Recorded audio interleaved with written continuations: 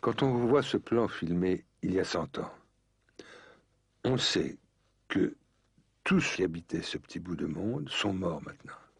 Les vieux, les jeunes, les chevaux. Et là, on les voit traverser ce carrefour au présent, marchant vers un avenir ouvert qu'ils ne connaissent pas. Avant le cinéma, aucun autre art n'avait pu donner ce sentiment aux hommes. Tu m'as l'air bien sombre aujourd'hui. Mais pas du tout. Je trouve pas ça triste. Au contraire. Je trouve même formidable que le cinéma ait pu nous donner ça, le sentiment très vif d'un présent qui n'a plus aucun témoin direct. Il n'existe plus personne qui a pu voir ce temps-là. Et il existe dans ce plan, avec la fraîcheur du jour, où le hasard fait se croiser tous ces gens en 1 minute sur cette place. C'est peut-être ça l'essence du cinéma.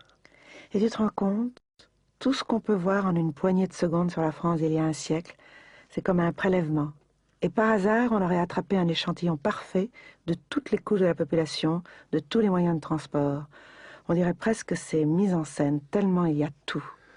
Tu vois, génie des opérateurs lumière, c'était dans le choix du lieu et du moment.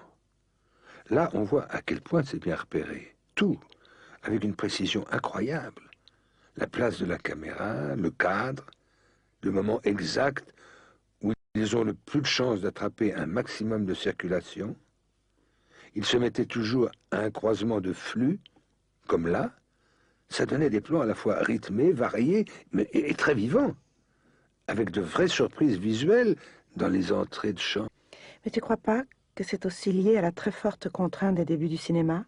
Ils avaient juste 50 secondes de pellicule et une caméra fixe. Ils avaient intérêt à bien repérer s'ils ne voulaient pas rater leur coup. Mais absolument, mais là, visiblement, c'est pas juste ce coin de rue qui a intéressé le caméraman. Il y avait un sujet prémédité. Ce convoi qui transporte ces énormes blocs de pierre. Il y a un vrai suspense visuel. Qu'est-ce qu'on va voir apparaître dans le champ après cette ribambelle de chevaux? L'opérateur a choisi un idéal. Les chevaux vont apparaître un après l'autre dans ce coin et parcourir toute la diagonale de l'image.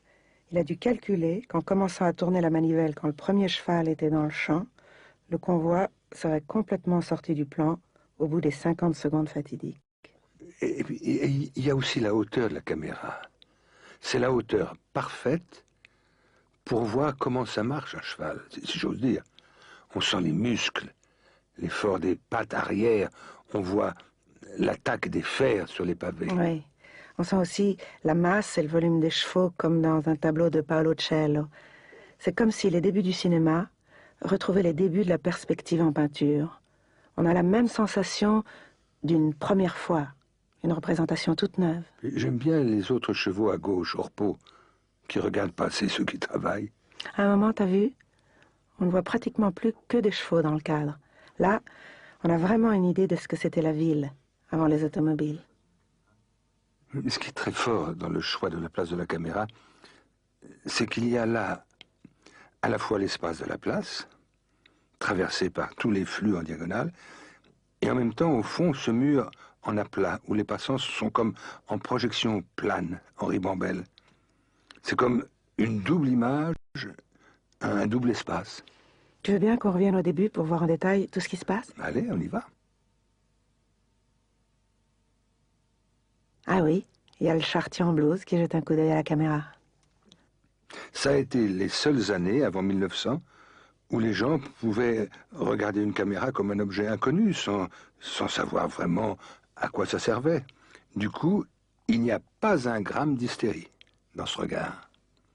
Ils voient une machine, pas un miroir. Et derrière, là, on voit passer une bonne, à moins que ce soit une nourrice, avec sa coiffe blanche.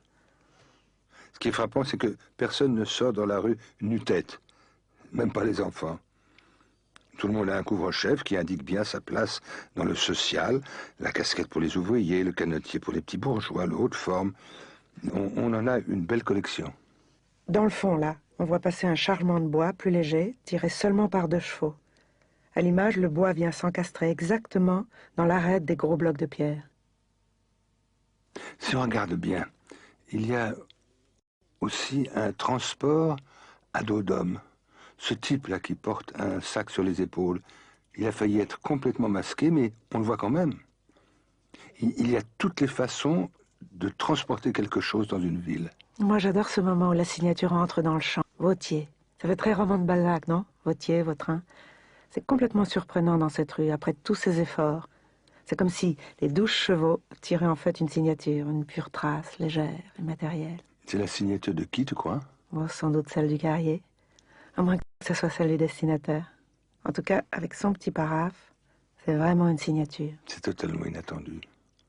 Comme si un artiste avait signé le bloc de pierre avant d'en dégager la sculpture. Et à la fin du plan, quand elle s'éloigne, ça devient comme une signature de peintre sur une toile. Une signature du plan lui-même. Ça aurait été trop beau que l'opérateur s'appelle Vautier. Attends, je reviens en arrière. Voilà. Là, il se passe quelque chose de superbe.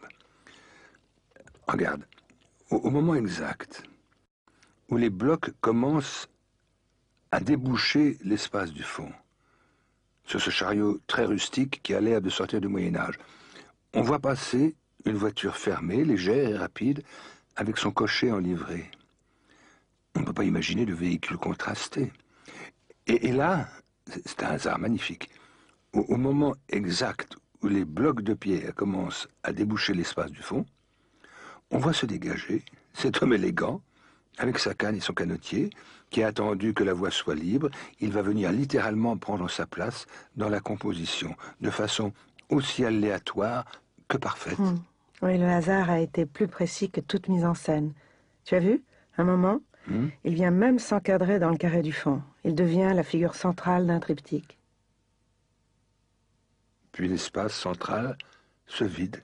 À part ce type étrange avec son paquet qui traverse l'angle du cadre sans prêter la moindre attention à la caméra. Il a l'air très pressé et très préoccupé. Ça pourrait être un personnage de fiction, je sais pas, un russe exilé, peut-être un terroriste. On a envie de tout imaginer sur lui. Sans doute à cause de son air sombre. Moi, j'aurais plutôt pensé à un pauvre bougre qui ramène chez lui quelque chose qu'il a enfin pu acquérir, dont tous les siens ont manqué depuis longtemps. Il n'en revient pas. Il est très pressé d'arriver. Ensuite, il y a ce moment formidable où tout se passe au fond, en aplat, avec les 3 personnages bien à leur place, chacun devant son carré. On a changé de scène. Tu ne trouves pas que le mur du fond, à ce moment-là, c'est comme un ruban de pellicule? C'est exactement ça, oui. Eux, ils sont dans les petites images, chacun dans son cadre. Et puis, il y a cette dernière ribambelle de personnages, une parade finale. Et enfin, cette voiture légère, découverte, avec le cocher en haute forme, qui vient balayer le plan, comme un volet, un fermé de rideau.